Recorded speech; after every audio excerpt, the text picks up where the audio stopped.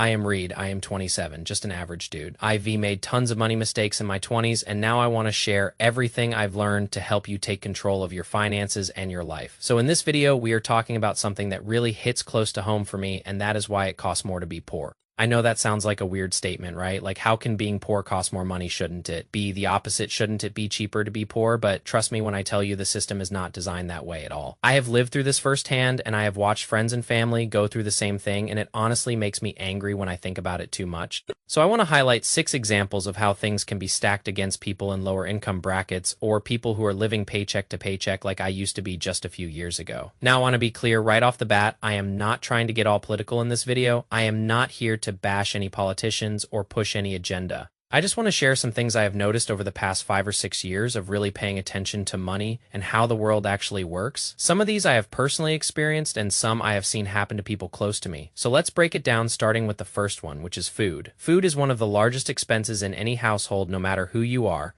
But the way food pricing works, it actually punishes people who don't have a lot of money, and I think this is something a lot of people just don't realize because they have never had to think about it. So here's what happens. There is something called a food desert, and basically a food desert is an area where there are no big grocery stores around. You might find this in inner cities, you might find it in really rural areas, but the common thread is that these are places where a lot of low-income families end up living. The big stores like Costco or Walmart or Trader Joe's, they tend to avoid these areas for a bunch of different reasons. Maybe the rent is too high, maybe the demographics don't fit their business model. I don't know. But the result is that the only places you can buy food are gas stations, convenience stores, like 7-Eleven, or pharmacies like CVS or Walgreens, or places like Dollar General. And the problem is that the prices at those smaller stores are way higher than what you would pay at a big store, like Costco or Sam's Club. I remember when I was younger and broke, I used to shop at this little corner store near my apartment because it was the only place I could walk to. I didn't have a car at the time, and I didn't have the money to take an Uber or a cab to go somewhere else. So I would go to this little store and pay like $5 for a pack of chicken breasts. That would have been maybe $2.50 at a real grocery store. And I knew I was getting ripped off, but what was I supposed to do? You know, I couldn't carry groceries on the bus for 45 minutes, and I definitely couldn't afford to buy in bulk even if I got to Costco, because bulk buying requires upfront cash that I just didn't have. So I was stuck paying more for less, and that is the reality for millions of people. And here's another thing that really gets me when people talk about obesity and poverty being connected. A lot of people just assume that poor people make bad food choices because they are lazy or uninformed. But the reality is so much more complicated than that. When you live in a food desert, your options for food are basically fast food and processed junk from gas stations. Fresh fruits, vegetables, lean meats, those things are just not available in those neighborhoods unless you can travel far to get them. And if you don't have a car, or if you are working 2 jobs and you don't have time to take a 2-hour bus ride to go grocery shopping, you are going to eat whatever is close and cheap. So yeah, there is a direct correlation between poverty and diet-related health issues, and it is not because people are making bad choices on purpose. It is because the system makes it almost impossible to make good ones. All right, so that is the food situation. Now let's talk about banking, because oh man, banking is wild. So banks in the United States made over $15 billion in overdraft fees in 2019 alone. $15 billion.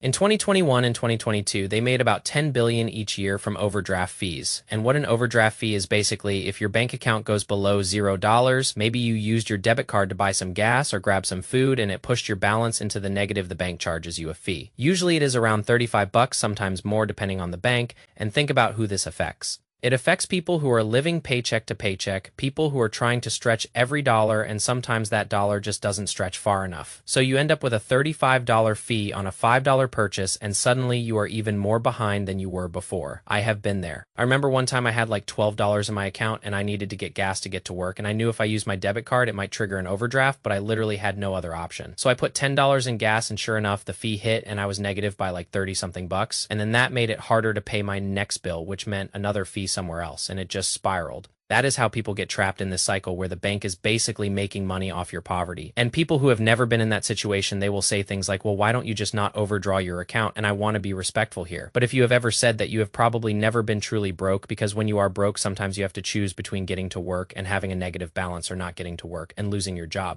It is not that simple, and then there is the whole thing about account minimums. So let's say you have a few $100s and you go to a big bank and you want to open a savings account. The bank looks at your balance and goes, well, we can't really make money off this person, so we are going to charge them a monthly fee just to have an account. Sometimes it is $10, sometimes $20. And for someone who is barely making ends meet, that 10 or 20 bucks every single month is a lot of money. It adds up to 120 to 240 bucks a year just for the privilege of having a bank account. Meanwhile, if you have a lot of money in the bank, they waive those fees, they give you free checking. They might even give you a free safe deposit box. So the people who need the most help getting their finances together are the ones who get charged the most to even participate in the system. It is backward. Now the third thing, and honestly this is the one that makes me the most angry, is payday loans. Payday loans are some of the most predatory financial products that exist, and they specifically target people in lower income brackets. The way they work is you go to a payday lender and you say, hey, I need some cash to get me through to my next paycheck, and they say, sure, we will give you a few $100, but you have to pay us back in 2 weeks plus a fee. And that fee might not sound like a lot, but when you do the math, the annual percentage rate on these loans can be 300%, 400%, even 500% or more.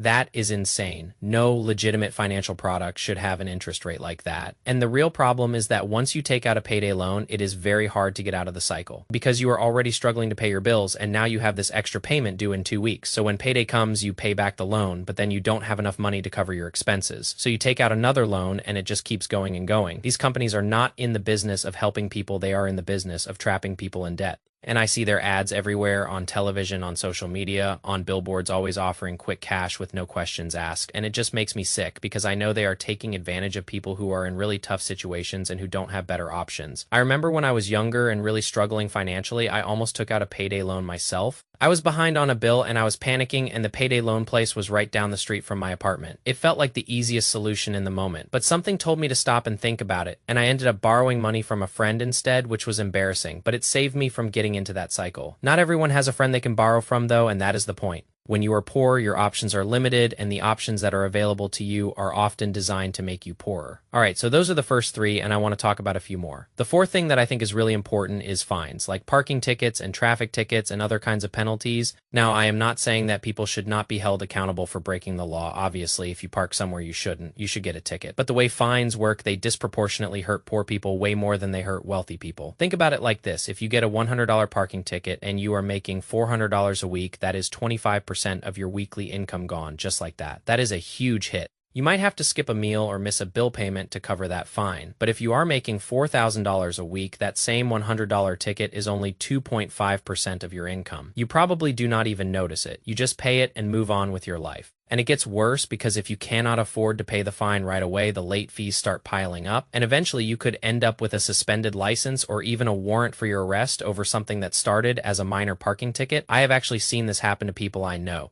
A friend of mine got a ticket, he could not afford to pay it on time, the fees added up, and eventually he lost his license for a while. And without a license, he could not drive to work, which meant he almost lost his job all because of a fine that for someone with more money would have been a minor inconvenience. That is not justice, that is just punishing people for being poor. The fifth thing I want to talk about is regressive taxes, and I know I said I did not want to get too political, but this is something that people should be aware of. Regressive taxes are taxes that take a larger percentage of income from low-income people than from high-income people. A good example is the soda tax they have in Philadelphia. The city put a 1.5 cent per ounce tax on sugary drinks and diet sodas. So if you buy a 64-ounce bottle of soda, you are paying almost $1 extra in tax. Now, on the surface, that might not sound like a big deal, but when you think about who is actually paying that tax, it is mostly low-income families because they are the ones who are more likely to buy these drinks, whether because of food deserts or because they are cheaper per calorie than healthier options. So you end up with a situation where the government is basically taking money out of the pockets of people who can least afford to lose it. And does the tax actually stop people from buying soda? No, not really. It just makes life more expensive for people who are already struggling. And then the sixth and final thing is something that I did not even realize until I started doing research for this video, and that is how credit card rewards actually hurt poor people. This one is a little complicated, so stick with me. So here's how it works. When you use a credit card to buy something at a store, the store has to pay a processing fee to the credit card company, usually between 1.5% and 3.5% of the purchase price. The store does not want to just eat that cost, so they raise their prices across the board to cover it. That means whether you pay with cash, debit, or credit, you are paying a little extra on everything you buy because of those credit card fees. Now here is the unfair part, wealthier. People tend to use credit cards more, and they also tend to get rewards like cash back or travel points, so they pay the slightly higher prices, but they get some of that money back in the form of rewards. But people who are poor or living paycheck to paycheck, they are more likely to use cash or debit cards because they might not qualify for credit cards or they are trying to avoid going into debt. And they also pay those higher prices, but they get zero rewards in return. So effectively, lower income people are subsidizing the rewards that wealthier people get. The Federal Reserve Bank of Boston actually studied this and found that low-income households pay about 60 cents more per month, and high-income households pay about $13 less per month, all because of these credit card fees being passed on to everyone. And when you multiply that across millions of people, you are talking about tens of billions of dollars being transferred from lower income people to higher income people every single year through credit card rewards. And look, I have credit cards myself, and I like getting free flights and cash back as much as the next person. I am not saying that using credit cards is bad or that people should stop using them. But I do think it is important to understand how the system actually works and to recognize that the benefits that some people get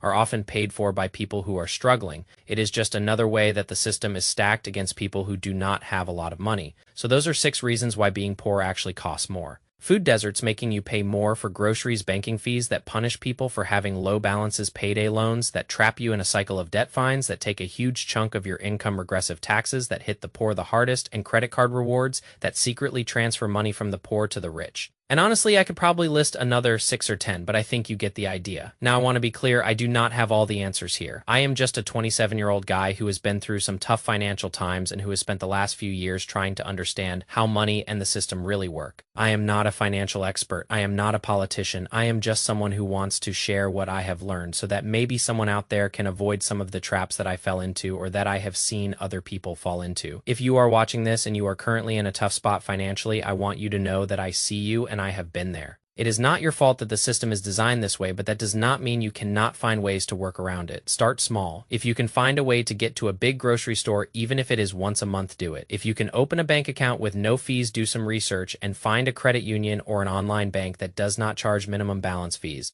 If you ever feel tempted by a payday loan, please find any other option. Borrow from a friend, sell something, pick up an extra shift, anything to avoid that cycle. And if you can build your credit and get a credit card, use it responsibly and get those rewards for yourself because you deserve them just as much as anyone else. Thanks for watching this video. I hope you found some value in it. If you have been through any of these situations or if you have other examples of how being poor costs more money, I would love to hear about it in the comments. Let me know your thoughts, and if you have any ideas about what we can do about some of these issues, I am all ears because honestly, I think the more we talk about this stuff, the better we can all get at navigating it. Peace.